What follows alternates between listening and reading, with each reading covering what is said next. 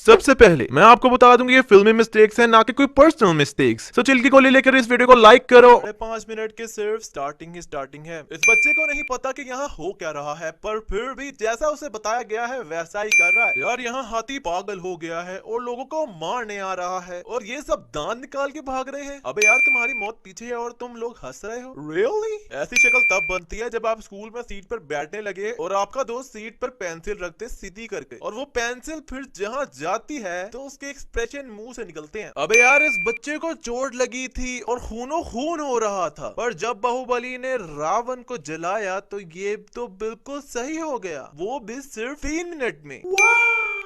इस सीन में दिखाया गया कि कट्टप्पा बाहर खड़ा है, पर जैसे ये लोग बाहर जाते हैं तो कट्टप्पा भी अंदर से बाहर जाता दिखाया जाता है। यहाँ पर महारानी के पांव पूरे जख्मी हैं, पर जैसे कमरे में लिटा के इसका चेकअप हो रहा होता है तो बिल्कुल सही हो जाते हैं।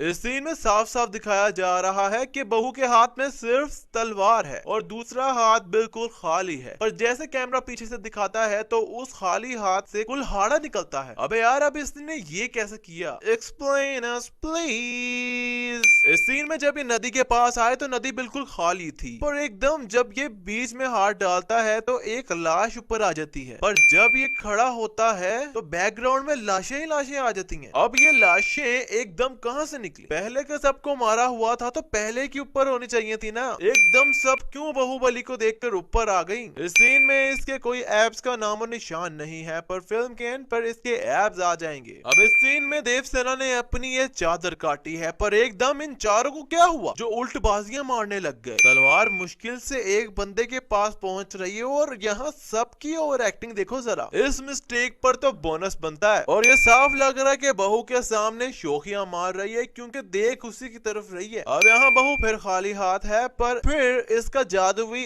एक हाथ में से निकलता कैसे है? आखिर ये करता कैसे है ये? अबे यार ये जादुई ट्रिक मुझे भी सीखनी है। इस सीन में मुझे समझ नहीं लग रही इस बंदे की कि कर क्या रहा है। ये बहू की तरफ उसे मारने आ रहा है, पर बहू दूसरे को मार रहा होता है, और फिर बहू पहले को मार के तीसरे बंदे को भी मारने लग जाता है, पर वो पीछे वाला पीछे डांस ही लगा हुआ है। अब इसने आकर मार ही दिया बहू को, तो फिर बहू ने उसे अवॉइड किया और चौथे को मारने चला गया। फिर इसने अपना छुरा पेड़ से निकाला और फिर मारने की कोशिश की, तो फिर बहू ने इस बेचारे को मारा जो कब से मरने की कोशिश कर रहा था। अबे यार मुझे एक बात समझ नहीं आ रही कि चलो माना कि इसने छुरे पेड़ पर मारे और ये छुरे उड़कर उधर चले गए, पर ये वाला क्यों उड़ा? इसे तो छुरा लगा भी नहीं। Explain us please. पेड़ गिरने से ये बंदा भी तो कट्टप्पा की तरह बच गया है ना, तो ये क्यों अचानक गिर गया?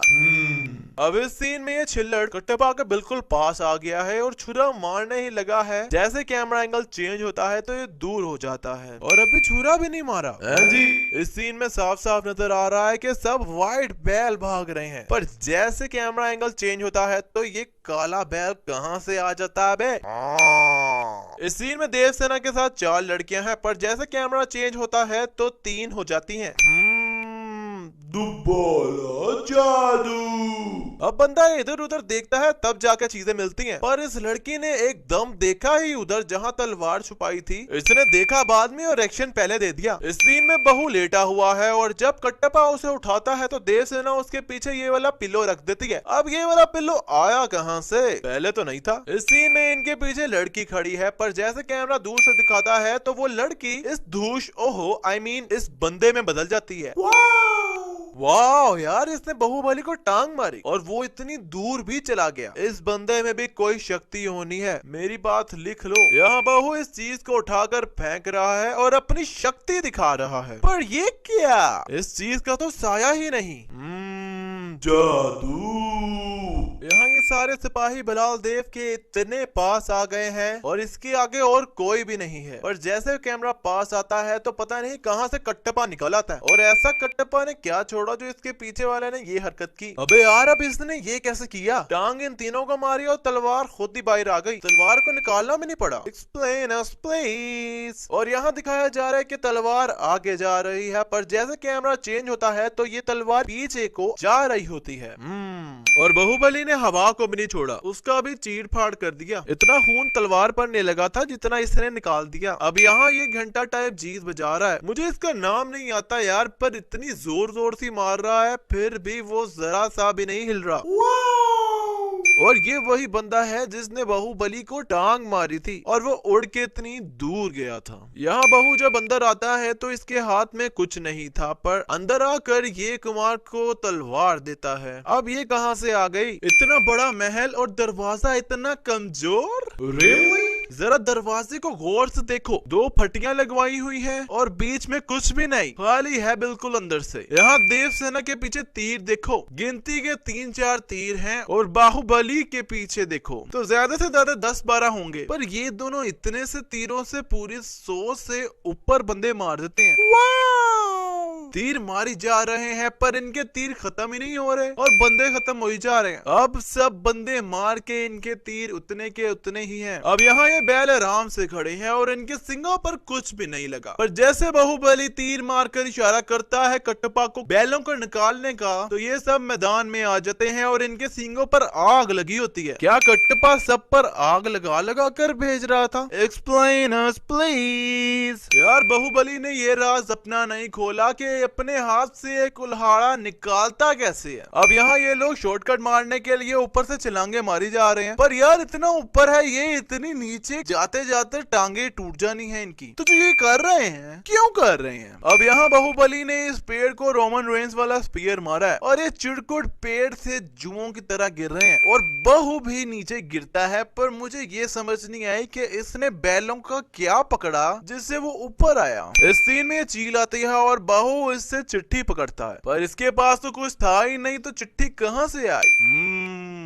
और शक्ल से ये चील लग रही है, पर उसके हाथ पर बैठकर पीछे से पिजन लग रहा है। जब देवसेना बहू को ये मिसाल मार रही होती है तो बहू को वो अलग बात है कुछ हुआ नहीं, पर फिर भी इसे डर तो लगा है, इसलिए इसने अपनी आंखें बंद कर ली। देवसेना इतनी बड़ी महारानी है पर इसके पास एक जूता भी नहीं पहनने को। Really? और यहाँ देवसेना बहू के कंधे पर चल रही है, पर अगर हम गौर करें तो ये बहू के पीछे चल रही है और ऐसा प्रिटेंड करवा रही है जैसे ही उसके ऊपर चल रही है। इतनी छोटी सी नाव में बैठे दिखाया, पर इतनी छोटी सी नाव से जहाज में कैसे आ गए ये लोग? यहाँ बहू इतना ऊपर खड़ा हुआ दिखाया है और इतने ज्यादा लोग आए हैं और माइक या स्पीकर के बिना वो कैसे इसको सुन सकते हैं? Explain us please. ऊपर से सुनकर उछल भी रहे हैं, इसका मतलब समझ तो आ रही है इन सबको, पर कैसे आ रही है भाई? इस चिरकुट की उंगलियां कट गई हैं और इसका खून ही नहीं निकल रहा। यहाँ बाहुबली ने देवसेना के हाथ कड़ी के बीच में जो चेन है उस पर तलवार मारी है, पर जैसे कैमरा ऊपर आता है तो पूरी हाथ कड़ी ही गायब होती है। अब जब उसे तलवार बीच में मारी थी तो खाली चेन टूटनी चाहिए थी, पर ये कैसे गायब हो गए? Explain us please. अब यहाँ बाहुबली एक आम आदमी बन गया है और महल में कहकर बाहर आ रहा है, पर इन लोगों को कैसे पता चला ये सब, जो ये पहले से तैयार है बाहुबली को कहने के कि ना छोड़ो।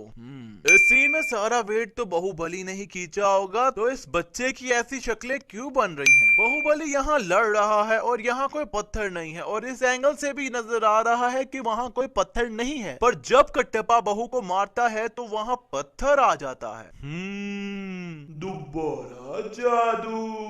पर एक बात मुझे समझ नहीं आई कि कटप्पा का बाहुबली को मारना जरूरी था क्या? उसे पता भी था कि बाहुबली सही है और राजमाता को गलतफहमी हुई है। इससे चाहिए था कि थोड़ा टाइम लेकर राजमाता की गलतफहमी दूर करता, पर डायरेक्टर ने शायद कसम खाई हुई थी कि सिनेमा में हमें रुलाएगा ही। और यार मुझे ये समझ नहीं आती कि बिजली और बादल ऐसे ही मूवमेंट पे क्यों गरजते हैं? है को जो कमेंट में मुझे बताए। वाह भाई, सैनिक इतने कच्चे हैं कि सभी दरवाजे के साथ लग गए और राजमाता पीछे से कल्टी मार गई। राजमाता ने जो महेंद्र बाहुबली पकड़ा है वो भी नकली है, क्योंकि साफ पता चल रहा है कि ये कोई प्लास्टिक का गुड्डा है। ये जो लड़की खड़ी हुई है ये तमन्ना ही है ना, या ये भी कोई वीएफएक्स है? क्योंकि मैंने इस फिल्म में इसे कहीं भी कोई डायलॉग बोलते नहीं देखा। अब ये कैसी तलवार है यार कि ऊपर से बंदा गिरा और वो मुड़ गई? लगता है ये वो वाली तलवार है जो मुंह से हवा भरकर बच्चों को देते हैं। अब यहाँ बाहुबली घोड़े पर आ रहा है और अब घोड़े के ऊपर चढ़ गया है और इस दरवाजे के बिल्कुल पास आकर इस घोड़े से जंप करता है। अब मुझे कोई ये बताया कि इस घोड़े का क्या हुआ होगा। ये घोड़ा तो गई हो। तीर का इतना प्रेशर था कि उसने बाहुबली जैसे बंदे का डायरेक्शन हवा में ही चेंज कर दी।